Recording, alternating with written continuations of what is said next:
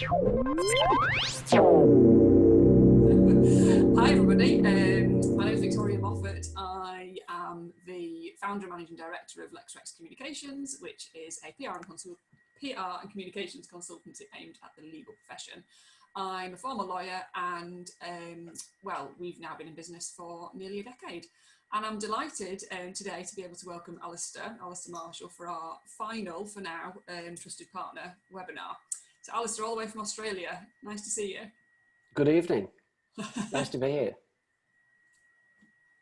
And essentially, I left the warm confines of Manchester for the rainy Sydney 7 years ago. And at that time, I'd just set up a consultancy based on professional business development for professional services firms. And that's what I've continued to do here. And it's no surprise that lawyers and accountants and engineers and recruiters and all those people in Australia have exactly the same challenges that they used to have when I was in Manchester in terms of attracting new clients and winning more business. And it's very different to doing marketing or business development where you're selling widgets or software, because you're essentially selling people and expertise. So there are different routes to market. And I'm very conscious that certainly in the legal profession, which I guess is what we're going to concentrate on today, you don't learn this in law school. So I have huge empathy for people who trying to progress their careers are all of a sudden told you can't make partner unless you bring in new clients, and someone says, well, I've never been told how to do that properly. Unless they're mentored by particularly good senior partners, it doesn't often happen very easily. And there's also a big challenge around, do we have a marketing problem or do we have a sales problem? And I use the S word wisely, because we tend to wrap it up in professional services and just call it business development, but it's two very different things. And certainly the larger firms don't usually have a marketing problem, they have a sales problem. So they have lots of conversations with potential clients and referrers, but they can't turn it into billable work. And that's really a sales problem, not a marketing problem. Okay. But it'd be interesting as we go through and talk about what issues people have. So for those of you listening, I know we've got a diverse group today. Whilst myself and Victoria have had a chat around the types of topics we might cover, it would be great if you'd type in the questions if you have any particular issues you'd like us to discuss. Otherwise, I might just sort of go quite strongly in one area, and then at the end of this, in 45 minutes time, you go, actually, you didn't cover what we wanted him to cover. So if you have any specific ones, please do put them in the box. Yeah, no, I think that's really, really important, and it's just a nice opportunity, and it's a safe space. It's a safe space to just kind of ask any questions. And you know, you might think it's a daft question, but I always think if somebody's asking it, there'll be at least two other people who are thinking it. Yeah, sure. Cool. So should we start with our first slide? How do I start business? How do I start developing business when I have no budget? Well, this is something there's two questions here. One is if I was a new business starting from scratch, how would I go? And the second one, I guess, is particularly prevalent with COVID being around. So one of the first budgets to go in a firm of late has been the marketing budget.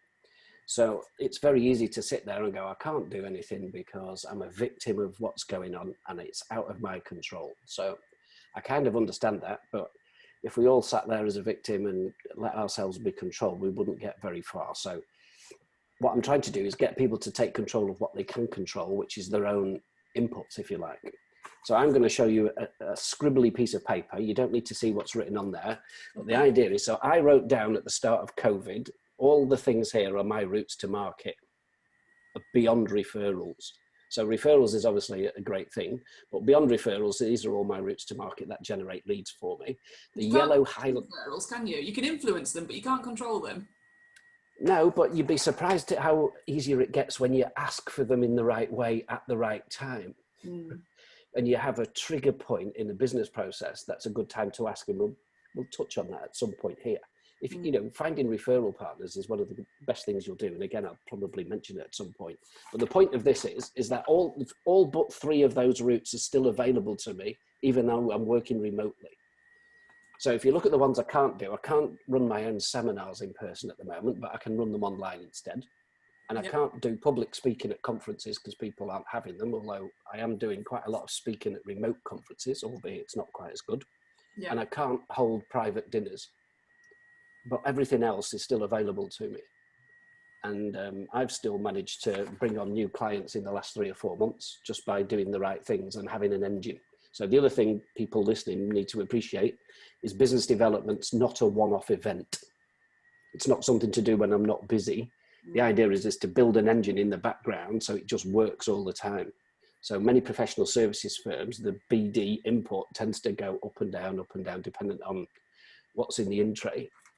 Whereas I try and encourage people to, you know, make it a part of the every week, so it becomes something they do every week, and you'd be surprised.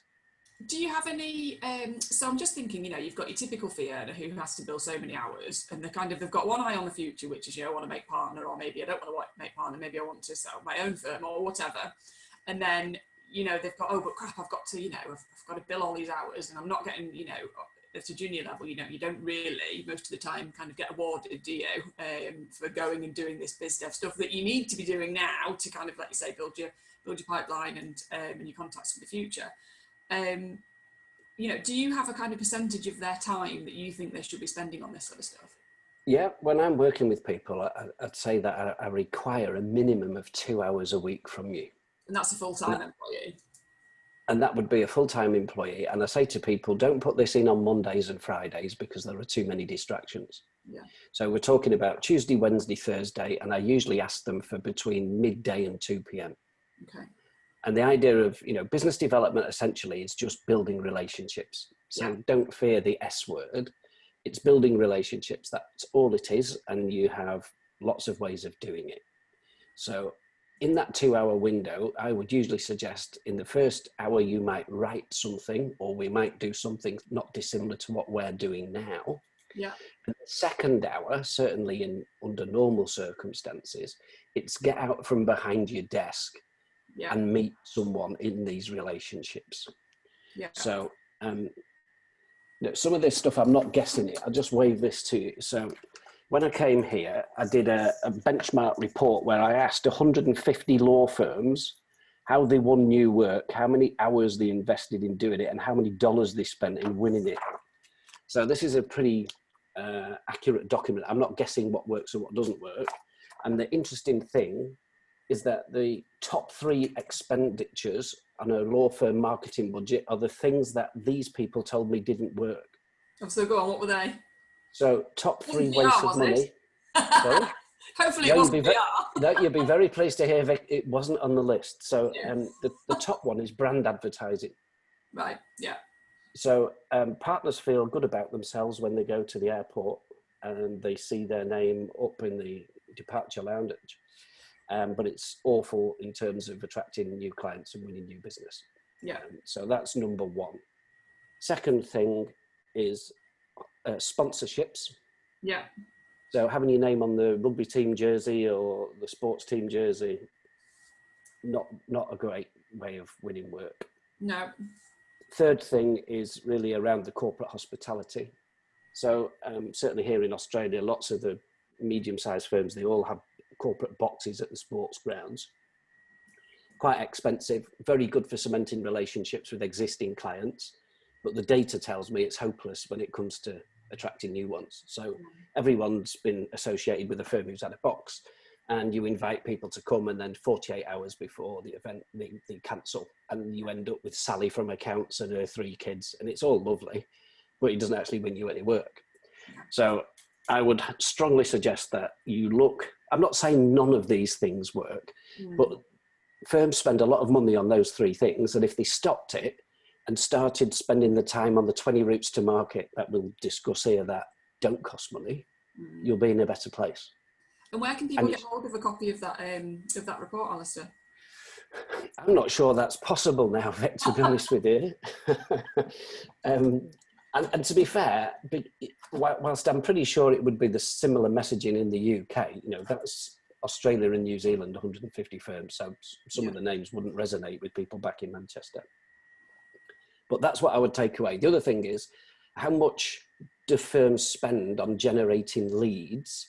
It's significant when you look at websites, seminars, conferences, you know, flashy umbrellas with the names on, all those types of things. How much do firms actually spend on training people on how to close those leads? And the answer in most cases is almost zero. So at 11 o'clock this morning, all on the coffee shops around Deansgate, lawyers will have been meeting, and as a result, absolutely nothing will happen because no one's ever taught them what to say when they get there and how to build that conversation. So what tends to happen is, and you'll see it exactly the same on websites, is people just talk very poorly, the copy that they write about themselves. And this is a bit of a, you know, leading into your thing, building up the value of PR and being able to write good copy and so on, is they don't describe what the firm does very well to a stranger. So if you land on most law firm websites, very rarely does it tell me what they do, who they do it for, and most importantly, what the result is of what they do. Yeah. So law firms are obsessed with talking about process. Yeah. And if you know, I'm pretty sure it's the same in the UK. When I came here, I looked at the top 50 law firms in Australia, and the websites, 47 of them were virtually identical. So it's just it's a history lesson. So, you know, we started 100 years ago, and aren't we great? We've now got 20 partners in 7 cities, and, you know, we do 10 different types of the law. So they don't differentiate themselves at all. There's no real industry specification. There's no reason as to why you're better than the next guys. And there's no real engagement. So again, if people are listening here, one thing that the last 3 or 4 months has made critical is getting your digital presence correct. Yeah. So, you know, even if you suggest to someone, or you should go to this particular law firm, you know, when's the last time anyone bought anything worth over $500 without Googling it? Yeah. Right. So people initially will see probably the website. If they've been recommended a particular individual, they'll look for the biography of that individual, and they'll probably see the LinkedIn profile, because the LinkedIn profile is usually the second Google result. Yeah. And if people go there and do the research, and that you are not perceived to be the expert given what they see there, you failed even before you go for your coffee meeting. Yeah. You know, the way that people buy services and stuff now, people do the research before they go and buy it. Yeah. Quite often when you go in a store, you've done your Google research, you know what you want, you just go in the store and ask for it. Yeah. And it's no different when people are buying the law. The only thing, or complication, is that you have 2 brands to worry about. You have the corporate umbrella brand, and you have the individual, because people still buy individuals, not just corporate law firms. Yeah. Yeah, no, I think, I mean, yeah, what you're saying is exactly what you know, exactly what we say, which, yeah, I mean, absolutely. So you obviously have your list of things that you could still be doing, and even the 3 that you said you couldn't do, it wasn't like you couldn't do them and there was nothing you could do about it. There were 3 things that you could do, but just do differently. So what are your top 3? What would be the top 3 things that you would suggest, or does it entirely depend on who the clients I think what you need to do, you have to come back to who the ideal client is. Yeah. So inevitably it starts with who is the target market, and where do they engage or source their information from. Yeah. And if you don't know, look who your top clients are, profile them, and pick the telephone up and say, you know, where do you get your information from? Yeah. You know, what associations are you in? What events do you go to? What websites do you visit? Which trade journals do you read? All these types of things. And people will tell you that, and usually they're quite flattered that you've asked them. Yeah.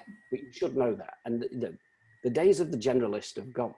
So in all markets of the world, not just law, everything's polarizing between top end of the market and bottom end. So usually I explain this, that, you know, if we take clothing, for example, so, you know, Chanel and Vuitton and Prada, all these firms, I've no problem selling clothes at certain prices. Primark, I've no problem selling volume at entry level. But in the middle, House of Fraser and people like that can't make $1. Yeah. Because they're trying to be everything to everybody, and it's not what people want anymore. So if you take cars as an example, Porsches and Ferraris can still sell plenty of them. Tata of India can knock out entry-level cars by the millions, but people like Ford and Vauxhall really struggle to make profits because they're trying to be everything to everyone. It's kind of not what everyone wants anymore. Yeah. So right now with COVID, I can't think of any inside counsel in a firm or a business who's going to go, okay, we're really up against it. And what we need to do is go and find the generalist. Yeah. It's just not happening. Okay. They want specialists. So you have to push yourself as an expert And you can't just tell people in 2020, you're the expert lawyer or you're better than the next firm without demonstrating a track record in the space. Yeah. So experts essentially do three things better than non-experts, which is they speak, they write, and they network on and offline better than non-experts. So there'll be people on the line, depending on how old you are. I'm 53. And, you know, if you graduated from law school at my kind of era, you would have been told you had to do 10,000 hours of practice to be perceived as an expert, which is probably about 7 years of work. Now, one of the big mistakes people make when marketing law firms is they talk about experience or longevity. So here's Jimmy, he's been a partner for 20 years. And I just go, so what? Yeah. Because I've met so many experienced lawyers who were frankly awful, and I've met some fantastic lawyers who were only 5 years PQE. So, you know, it's not about because you've been doing it a long time automatically makes you a viable object. What sells, and you probably love this, is stories. Yeah. Yeah. So stories and numbers to illustrate the story. So if we take so if we take you're a commercial property lawyer in Manchester, there's probably, I don't know, there'd be dozens of people just like you.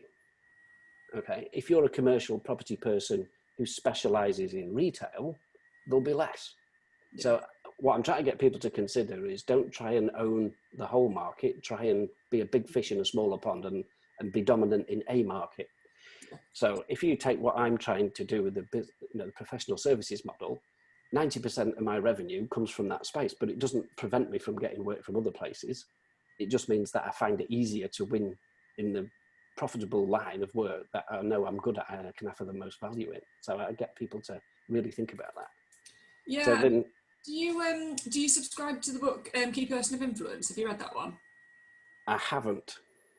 It's basically saying that in book form. So actually, if anybody's got a pen and paper, I would definitely have a look at the book called Key Person of Influence. And it's basically what you're saying, Alistair, and what you're saying is basically what we say. You know, so we work with boutiques, as you know, and boutiques are just very easy to PR because you know they work in one market slice, or they work for, you know, they either work for one particular type of client or they do one particular type of work. I mean, that's just like a PR's dream, isn't it? And for you, it's you know, that's what you're saying, get into one area and become the expert. Yes. And you know, if you think now, if you want a tax lawyer and he's in Edinburgh, he might be the best tax lawyer in the country, he's in Edinburgh, but then you want a guy on contracts for litigation or an M&A expert, he might be based in Manchester. So people pick and choose now. Geography is less of an issue. Yeah.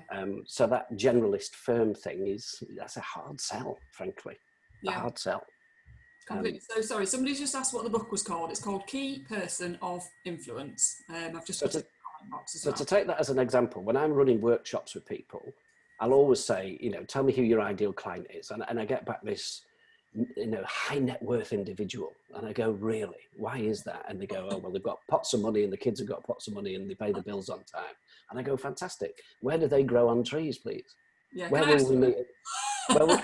Where do we meet them in groups? And of course they can't answer the question. So I'll say, well, what if you want to be, you know, the go-to estate planner for airline pilots or for stockbrokers or for, do you see what I mean? All of a sudden you go from talking to that many people to this many people, but they're all going to be very much more interested in what you've got to say. And you really need to think about that. Can't they? Sorry, say again a bit. I think people can be frightened, can't they, of niching themselves. They think that if they only appeal to a small slice, they cut everybody else off. But in reality, like you said about kind of House of Fraser, if you don't do that, you risk alienating everybody rather than kind of 70% of people you could theoretically service. The other thing I'd really like to press on people is that experts don't charge low fees. No. So again, if you go back to old law school, when you came out of law school, someone said, if you want to earn 100 grand a year, you have to bill 300 grand a year because you work on a third. And I know it's different in the modern world in different firms. But if you work on that, if you put your prices up by 10%, you can afford to lose 25% of your volume and still put the same cash profit in your pocket. Mm. But at the moment, while volumes are scarce, people are discounting by 10%, which means you've actually got to grow your volume by 50% to make the same cash margin. Why so if you put, don't sell on price, it's fundamental. Sure, in idiots' terms, put your price up by 10% because you're the go-to expert. You can take Friday off, or you can discount by 10%, and then you have to work Saturday, Sunday, and half of Monday to make the same money. I mean, it's just bonkers. But at the moment, people are chasing anything that's there, and it's counterintuitive, but it's the wrong thing to do. Yeah. But I see it all the time. It takes a real confidence and a real understanding of it takes a lot of confidence and it takes a lot of understanding, and I can sort of see why people do it, but I agree it's completely the wrong thing to do. Well, again, you can't just tell people you're the expert unless you understand. So I talk about building an ecosystem around the client, and I usually use dentistry as an example. So if you want to be the go-to lawyer for dentistry, you need to read a book on how to run a dental practice. So you use the right vocabulary, the terminology, you understand how the business of dentistry works, so you can hold a good discussion with an owner, and you understand all the financial assets. So they all have, you know, agreements to lease X-ray machines and things like that, which all require contracts and all these types of things, and the way that they lease buildings for the business. There's a lot of work goes into it, but they've all got money. You know, they're good people to go after, and you know where they meet in groups, because you can go to the Northwest Dental Association conference and get a speaking gig, and guess what, every time there's a coffee break or a lunch break, the room is full of the same looking people. So again, showing my age, you know, Top Gun was my favorite film back in the 80s, and there's a lovely lad. Top Gun, that's literally my favorite film. Well, they talk about a target rich environment. So instead of going networking where there's anybody there, go and meet where dentists meet in groups, because guess what, you'll have a better time. But you know, you therefore need to write to your audience. So if you're writing blogs or articles, or you're doing a video to camera, talk to those people and talk about the issues that they have on a regular basis, how you've dealt with them before, and what the outcome was. That's the problem. So people in law talk about, we do contracts, or, you know, we divorce people. What is the result? That's what people buy. People don't buy legal services. They buy the result of the legal services. But if you go looking in most online brochures or anything like that, it's never there, or it's rarely there. And the other thing that's often missing is case studies and testimonials. So you don't actually get them. And very rarely, it was an obsession in the UK. People would say to me, oh, we don't do that because we don't want people to know that we act for them in case they pinch our clients. And I go, really? Is your relationship with them so shallow that's what you need to worry about? Whereas if you go look at my website, I've got the logos of people I've worked with all over, because it's a credibility stamp. And I don't understand why people shy away from it. If you're looking after your clients as well, that shouldn't be a worry, should it? Because, you know, you are treating them well, and you're looking after them well. That's another issue completely, isn't it, really? Well, it is, but as you raised it, maybe it's a good time to have a quick discussion about it. I often say to people, how good are you at what you do, and how do you know? Now, in fairness, UK firms I found are much better at client satisfaction surveys than they are here in Australia, where they're absolutely hopeless. Right. But, you know, do you use the information well? Do you quote it? You know, do you say that 95% of our dental clients rate us 5 stars and above for availability of partner, turnaround time of the work, overall value for money, quality of advice, all the things that people buy a law firm for? That's important stuff. And it should certainly go into the documents, or if people are doing tender documents for certain types of work. Although the other thing, I don't know how many managing partners we'll have on, but I always say that clients won't fall in love with the firm until the staff do. Because you just don't get the quality of service that's worth a referral unless the staff are engaged in the business. So if you have staff who are just turning up for work 7 out of 10, that's not going to be good enough in the modern age, because you're not being compared with other law firms. You're being compared with when I went in an Apple store and I was made to feel $1 million, or I bought something from Amazon yesterday and it's here today. You know, we live in an era now, especially with younger folks, where instant gratification, they want everything now, they want everything for free. So what are we going to do? So if we're still in a business model that says we're going to charge you for hours of 6 minutes or 10 minutes of my time, that's a hard sell. So, you know, we need to think that we're not selling time anymore, we're selling intellectual property. So the challenge is around how you place your intellectual property in places where people can access it for free before they buy it. Yeah, well, you're showcasing, aren't you? You're showcasing your experience. Yeah, absolutely. So sorry, the line has just gone a bit stuck on me there. Yeah. But to go back, have we come back now? Yeah, we're back. So one example I can give you, when God forbid, the day when I woke up 10, 11 years ago and decided law firms were going to be my future, I actually read 2 or 3 books on, how to run a law firm. And I had to learn, boring things like whip and lockup, which I had no real desire to learn about. But I had to learn, because if I was going to have a discussion with somebody who ran a law firm, I needed to understand their world. Yeah. So, I wrote, I think, to 20 managing partners of firms around the northwest of the UK. One of them, I think, might even be on this call, and asked if it would be okay if I came and asked them questions, because I was going to write a book. And all 20 of those managing partners said yes, not one said no. So I sent a list of pre-done questions to them, and I literally took my iPhone and recorded it, and then sent it to someone overnight in an overseas place, who very kindly typed it up and put it in a Word document back to me.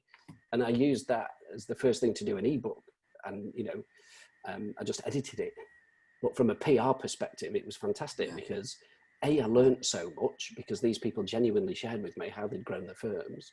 But I used it, and took your PR example, I had my picture taken outside the office in front of the logo, and the perception was that I'd helped all these firms do what they had, which I hadn't. It also got me an audience with people who I had probably no right at the time to be sat in front of, but it was great in terms of building network and being seen. Essentially, lawyers and law firms have 2 challenges. The first one is visibility. So people aren't going to hire you unless they've seen you. The second one is credibility. So once they have seen you, why are they going to choose you rather than the next person? So anyone who's eating a sandwich or having the lunch watching this, I'm going to challenge you to find answers to these 3 questions. And if you do, I'll guarantee you'll make more money. So the first one is, why do I need your product or service at all? So in other words, what problems or challenges am I going through that you help me solve? Yeah. Now, again, if you want an example of this, if you go on my website, on one of the pages, I think I've got about 20 issues or common issues that all professional services firms have that I can help you with. And you can pinch that. The other thing that's a great thing to do is write down, there's the 20 outcomes or afters or results of using my service. So I'm not going to go through it. It's not a sales pitch, but it's a great thing for lawyers who are listening today to do. So if I hire you, what's the result? What's the afters? Because that's what I'm buying. And it's a really empowering thing to get you to focus and write these things down. So that's the first one. Why do I need your service at all? Second one, why should I buy it from you rather than someone else? Yeah. Which kind of forces you to work out how you're different. So are you the industry expert? Are you the go-to guy? I don't think I finished earlier. If you were the commercial property person, if you usually transact a commercial building in Manchester once a month, and you've been working for 10 years, if you work out what the cumulative value of that might be, you might be the guy who sold £100 million worth of commercial property in Manchester, at which point I need to talk to you, because you clearly know your stuff. Yeah. But the fact you've been doing it for 10 years means nothing, because I don't buy longevity. That's not what I need to know here. And, the classic one is for personal injury firms. If people worked out how much damages they'd claimed, you could be sat there on, we've claimed £100 million for our clients in, industrial disease or whatever it is. It starts becoming a thing, but you need to quote some numbers to make it sell. Yeah, and not just on that note as well, lots of firms will say, well, we're the most professional, or we're the most this, or we're the most that, but they almost completely miss the point, because they all say exactly the same thing, don't they? So it's really drilling down into what actually makes you different, not kind of that lazy kind of, well, this, well, that, I think that question too needs a lot of thought. It does. And I can spend all day in boardrooms doing that. And I get 3 stock answers back. So the first one is, I get value for money or price, and I laugh and go, there's always a firm in town who'll do it cheaper than you, so we'll put a big black line through that one. Yeah. Then they get, the quality of our staff or work is superior, and I go, well, I expect you to say that as the managing partner, but how can you prove it? So that's when you really need to do your client surveys and have touchable, tangible evidence that that's true. And then you get the ubiquitous, the quality of our service is better. That's why they come here, Alice, and I go again, well, how do you prove it? How can you demonstrate that to me? Yeah. And usually you can't, it's very hard. So you have to go away and try and get feedback from clients and so on. Yeah. And a third question, which is particularly for the litigators who might be listening, is why should I buy it now rather than wait? Yeah. Because in many instances, the competition is not another lawyer or law firm. The competition is the client choosing to sit on their hands and take no action. Yeah. So there needs to be put something in there to provide urgency in the messaging. And I guess you'd be perfect at that because your knowledge of the vocabulary and the language would be superior to mine. But that's an important thing. So it's almost like selling insurance. Why should I take these legal acts now? Well, if you don't do it, it could blow out into something that's, a world of hurt. And I guess with COVID, there'll be a lot of instances of that type of thing happening. Yeah. So those would be 3 questions I would definitely suggest people find answers to. Yeah, no, that's great. Does anybody have any questions before we sort of move on? So just we've covered loads of things that were sort of slightly different to what we put on our slide, but which is absolutely fine, by the way. Any other kind of final points on this budget idea? I mean, my thinking from what you said, and I agree with this, is the only budget really you need, or it's fine if the only budget you have is time. Well, let me put this one to you. I'll give you 2 bits of things that you need to think about. Often people in law firms they have a marketing person and they go, give me some help. And the marketing person goes to them and says, here's the name of 100 businesses on the local business park. And you write something out to them or email them saying, hello, we're Smith & Jones and we do contracts and we do this and we do that. And guess what? Nothing happens. Right, because it's just too generalist. So in your 2 hours a week, I encourage people to do what I call a 5-5-5 regime. So they have 5 existing clients that if you spend more time with them, you can get more work because you'll get upsells, cross-sells. We get the work from the Manchester office, but we don't get anything from the London office or, that type of stuff. Or we only deal with this partner. We don't deal with other people. So that's the first 5. The second 5 would be 5 prospects who match the ideal client profile. So maybe we take on board the scenario with dentists again. So who are the 5 dental practices that we don't act for that we'd like to act for? And the third group of 5 are the referrers. So I talked about the ecosystem. So, all professional services firms that I go to all require a banker, an accountant, an insurance broker.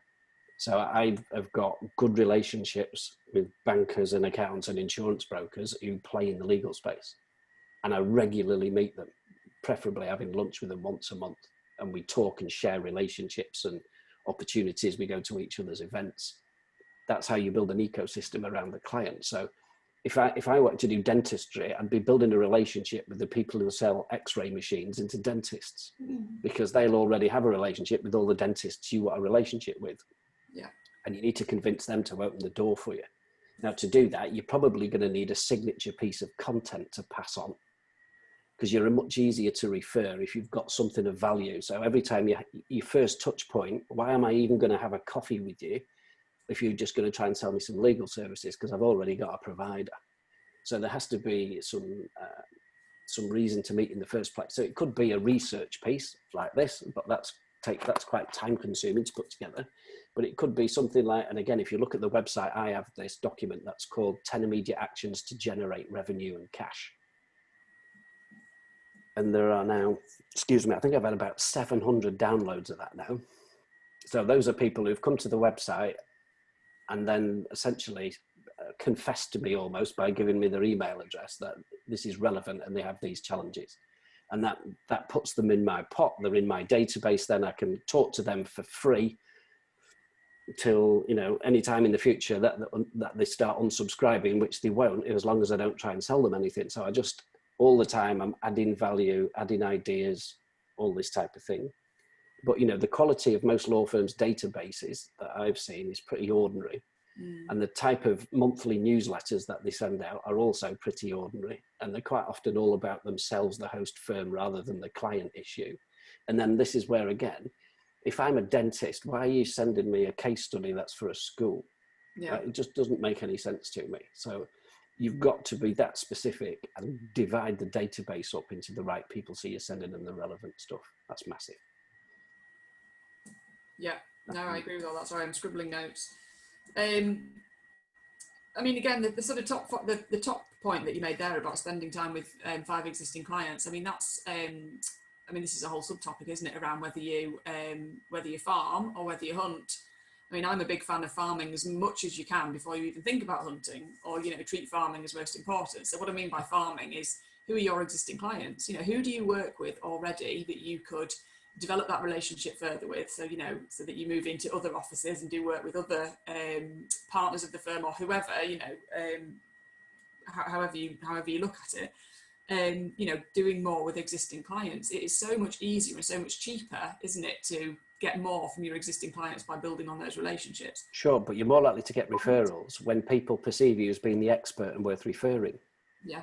You know, quite often I'll say, well, why don't you get referrals? And the answer is often, well, I never asked for them because there's no trigger point. And the best time to ask is always when someone's just scored you 9 or 10 out of 10 on a client survey. So if you don't ask the client survey, or you don't go on an annual client review meeting where you start asking these questions, you don't get the trigger point, which is the best time to ask for the referral. So how would you advise people to ask for a referral? You know, how do you recognise the right time? Is there a right time, or is it a gut feeling sort of thing?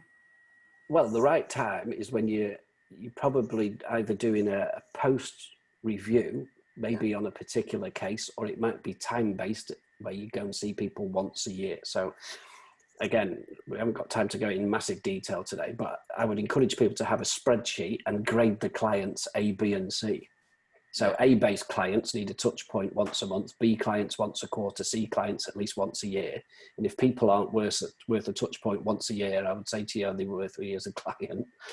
You know, that's not, if you can't be bothered talking to people at least once a year, I would argue, well, that's not really offering a service that's worth a referral. So, and then, you know, that's how you might start, by grading people, and that's how you would build your 555 lists. But I think that's a good place to start. Build that 555 list, and to do that, you have to go back to what does the ideal client look like.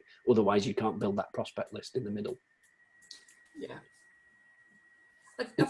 I think going back to that, what an ideal client looks like, you know, that's so fundamental, isn't it, to all of this. It's fundamental to what you're saying from a business development perspective. It's certainly fundamental to what we do from a kind of PR, communications and marketing perspective. You know, it's just not good enough to try to appeal to everybody, because you will appeal to precisely nobody. You know, it feels like a risky thing to do, and we know that lawyers are risk averse, and understandably so.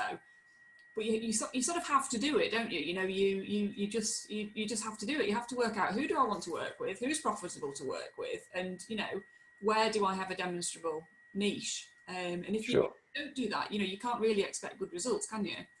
No. I mean, how many times would the lawyer choose a generalist to help them? Not that often, I suspect.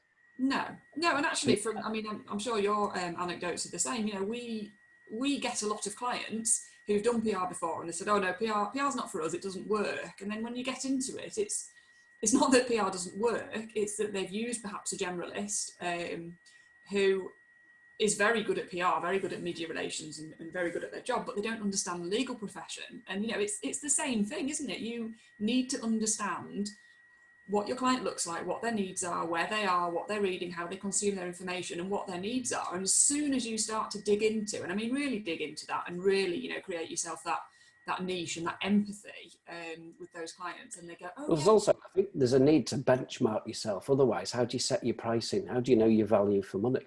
True, yeah. So, you know, I kind of say to people, well, look, benchmark yourself against the person who's in your locality. So assuming people from Manchester are on the call, it might be another commercial firm, Manchester based. You then might go, well, who's the national firm? Who's the big national hairy gorilla who's known for this type of legal work? And then you might go, who's the go-to person in the market? If I wasn't a lawyer and I wanted to transact a commercial property, who would I go to? And then who's the person you've put on the pedestal? Who do you perceive to be the expert in your field? And then work backwards. You know, what's the client journey look like to go and hire that person? If you go to their website, what happens to you? Is there anything that they give away on the website? What social media they get involved with? What's their PR like? What's their profile like in trade journals? And I'm not talking about Lawyers Weekly or the Law Gazette or whatever, because only lawyers bloody read it. You need to be in Dentists Weekly, not in Lawyers Weekly. Completely. And some people don't get that message in either. But I know we've kind of got stuck on this screen. Yeah, but one of the things that we haven't touched on here about no budget is social media, because social media costs nothing. And this is how you can build it all remotely. Yeah. And 10 years ago when I started in Manchester, I actually hired someone in to come and do a set of videos for me. Now everyone's got a Hollywood HD thing in the pocket. You just got to use it. Yeah. So the latest Bentley car advert, I don't know how many people listening are driving a Bentley. I don't know whether the man that we spoke about earlier, whether he's progressed to a Bentley yet. I think it was a Volvo last time, wasn't it? Was it? Okay, better work still to do.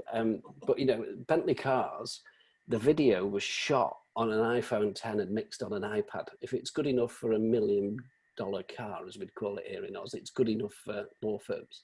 So, when you're working remotely now, that you used to get the pushback, oh, I haven't got time, Alistair. How do I find time? I've got zero time for this BD stuff. Right now, people aren't commuting. There's time saved. So even if you're billing the same amount of work, you've still got time in your operation to do these types of disciplines. And instead of just writing a blog, do it to this. Yeah. It's not as difficult as people think. It's not, although it is a bit terrifying, isn't it, to see yourself on screen and hearing. Well, it is, but most people, this might be a good little tip actually here. I've got an app which is called Teleprompter. Oh, right. So I'm pretty sure that would be available in the UK, but people say to me, oh, I don't do it, Alistair, because I'll forget my words. So all you do with Teleprompter is you upload a Word document and it scrolls like a newsreader's teleprompter as you're reading it. Wow. That sounds amazing. So, I'm definitely going to look at that. So it probably cost you £10 in the App Store. Yeah. But in terms of doing it to screen, that's a really good thing.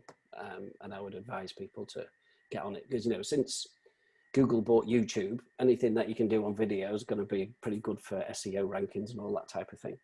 Yeah, we're talking, it's funny that we're talking a lot about video, more than we ever did before. The logic partly being sort of SEO, like you say, and YouTube being, a really huge kind of search engine in its own right, plus there's the added Google juice. But and I'd be interested to hear what you think about this. Whilst we are not going out and physically face-to-face doing the stuff that we would normally, people still buy legal services based on that human connection, don't they? So to my mind, video is just another way of sort of getting closer to the people who could be your clients. They can check you out, they can see how you speak. Some people will absolutely hate you. Some people look on my video and be like, oh, she's awful, I hate her. That's fine, they're not my people. My wife tells me I've got a face more suited to radio, but I've been living with that for the last 20 years. How rude.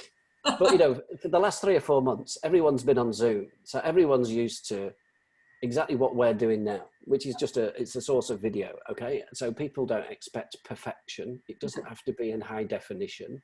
It has to be authentic. People are buying authenticity. Yeah. And like you are now, I've seen in more people's lounges and bedrooms over the last 3 or 4 months. Oh no, this is my office, Alistair. This is my very lovely office. Office, okay. You're kind of in the lounge area here, so apologies for the acoustics. But it doesn't have to be perfect, but it's a great place to start. Yeah. And there's another new tool called Loom. I don't know if you've heard of Loom. Yeah, I have actually. Yeah. Where you can record little videos and email them to people, and it shows the whole screen. So you could have the screenshot that we're showing now, and your face would come up as a little bubble in the corner, and you can talk to the screen and email it to people. Now that you can do that to clients, you can do it to people on your prospect list, referrers, anything. But that's another good idea. Just I'm trying to get people to do something different, so you just don't look the same as everybody else. And I'm trying to take all the reasons why you shouldn't do it away. Yeah. There's so many new tools that weren't available a few years ago, where we just had random acts of coffee and lunch and a telephone to go on, and and at the moment, random acts of lunch are quite difficult because people don't want to sit with you or eat with a mask on. But that doesn't stop you doing what we're doing now, and it doesn't cost any money. So I don't understand why people wouldn't do it. No, so and clients ask, Yes, yes, Claire, Loom, Loom. Oh yeah. I mean, yeah, just on that note as well, there's so obviously there are things like Loom, and there's all these sort of new technologies coming through which are innovative and slightly different.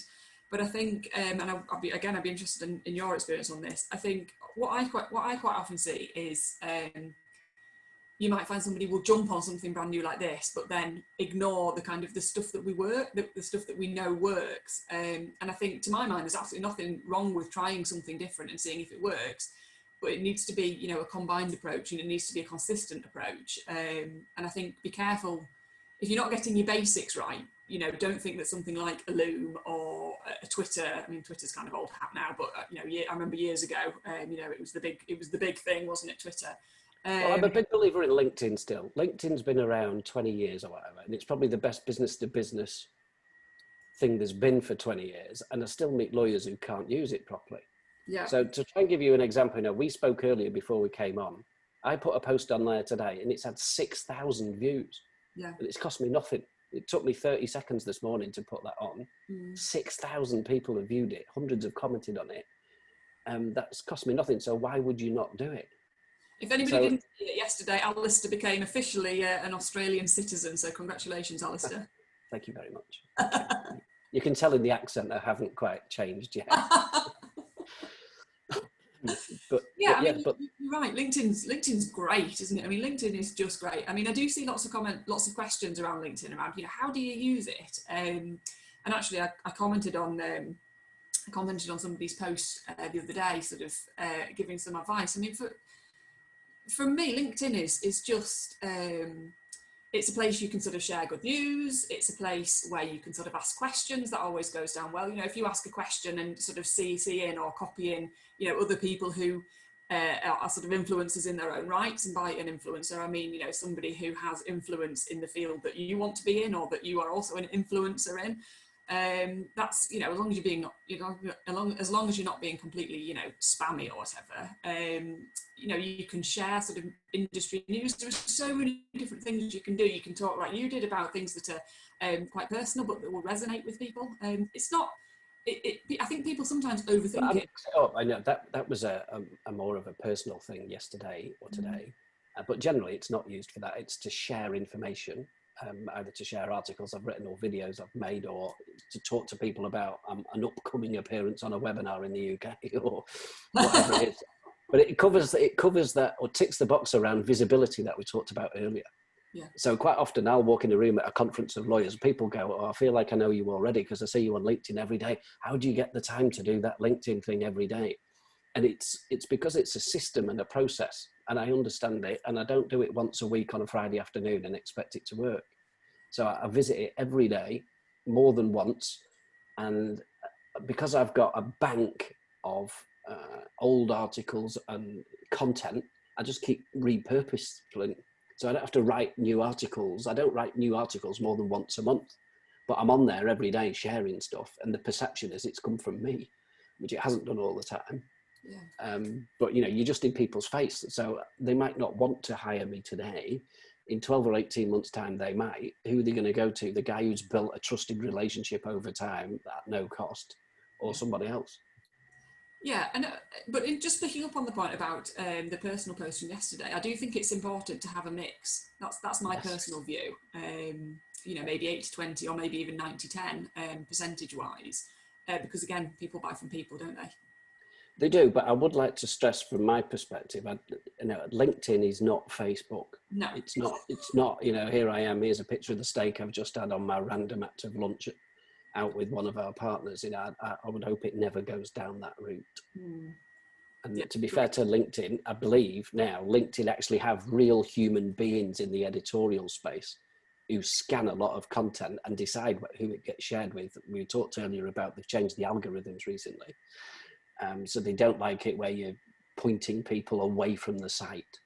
So quite often now, if I write a monthly article hosted on my website, I also post it as a hosted article on the LinkedIn platform. So I can point people there as well, because it's more likely to share that with people rather than the one that's not hosted on their site.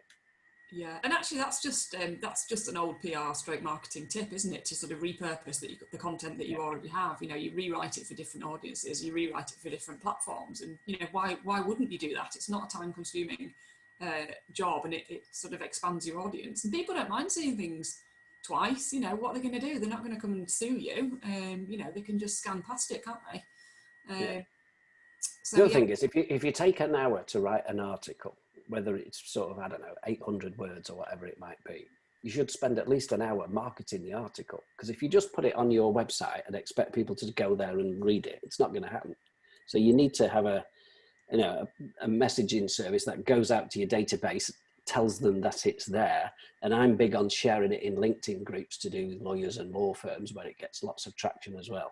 So it's not just post it and forget about it. It's constantly used and repurposed.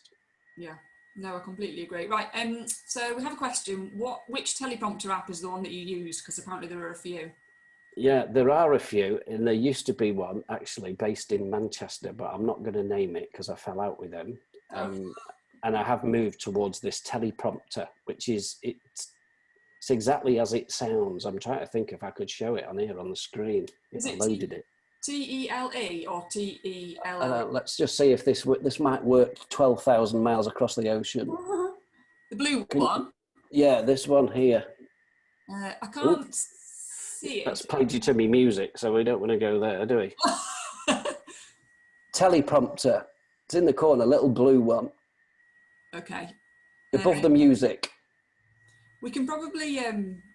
But it's literally as it sounds, teleprompter. And I think there might be a light version of it. I've got a business version, a paid version of it. But the quality is really good. Because I think Brian's made the point there. There's some duff ones, and there are. Yeah. But I've had no problem with that whatsoever. And it's just really good. That's really good. I'm definitely going to have a look into that. Oh, there you go. Claire says she's found it.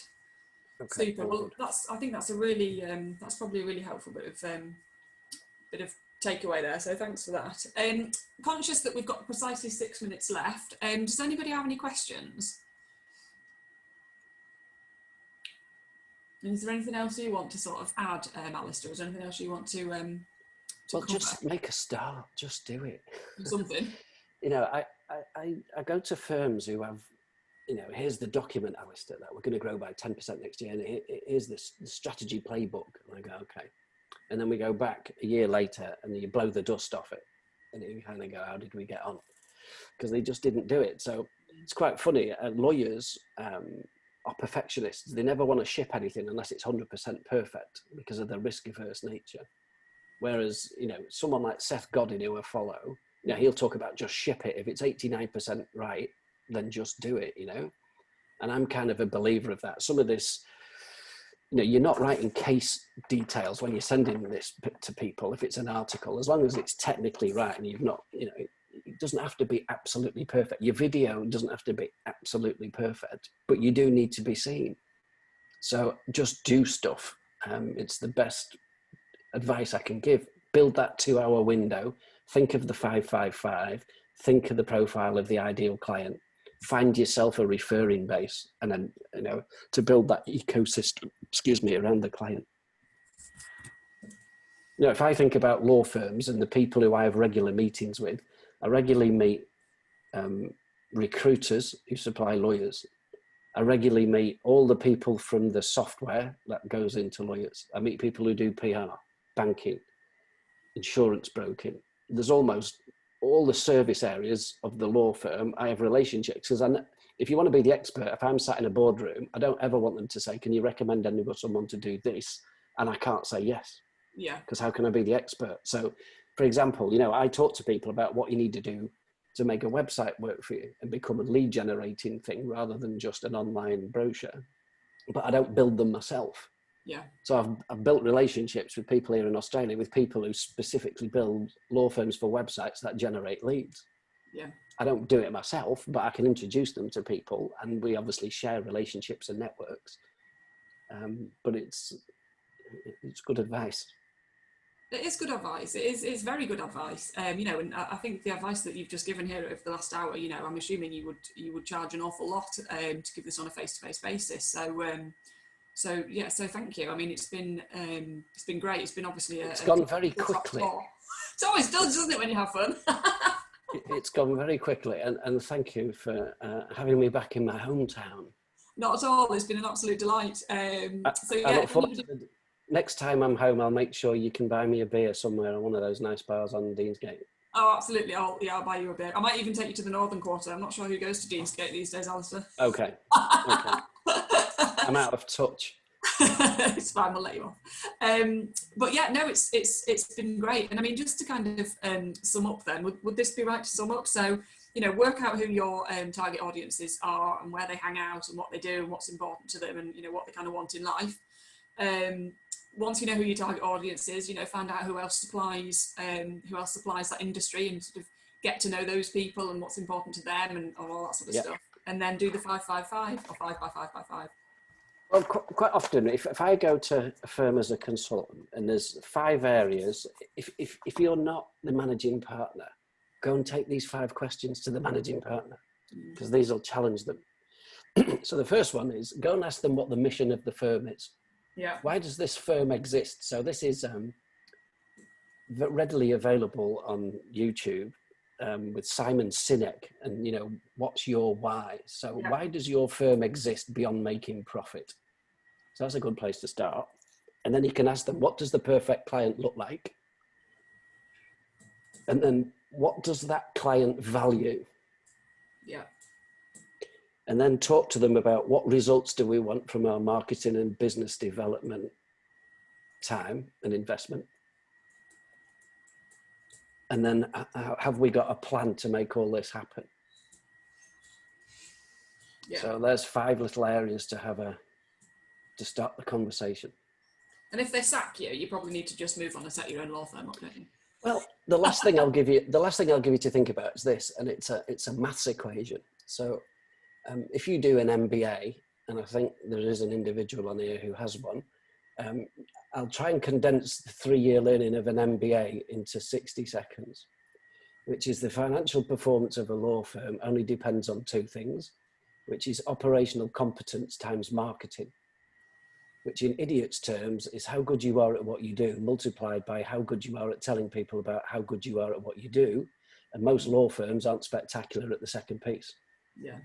So when I go through this with people and I go, score yourself on, you know, profit per equity partner, cash at bank, whip, lockup, margin, all these things, most people sit on the fence and say we're 6 or 7 out of 10. If I go, how good are you at what you do? We're 9 or 10 out of 10. And I go, okay, that's probably the case, but that means your marketing score is actually only at 4s and 5s.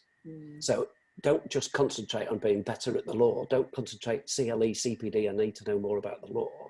You need to concentrate on getting better at telling your story, because that's where you'll make more money.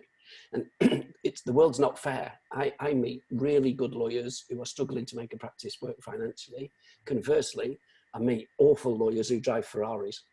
Right? So it's no longer about, you know, it's not a fair world. You don't get a reward for being technically gifted anymore. Being technically gifted is no longer a guarantee of financial success in the law, I'm afraid. Yeah. On that bombshell, let's go.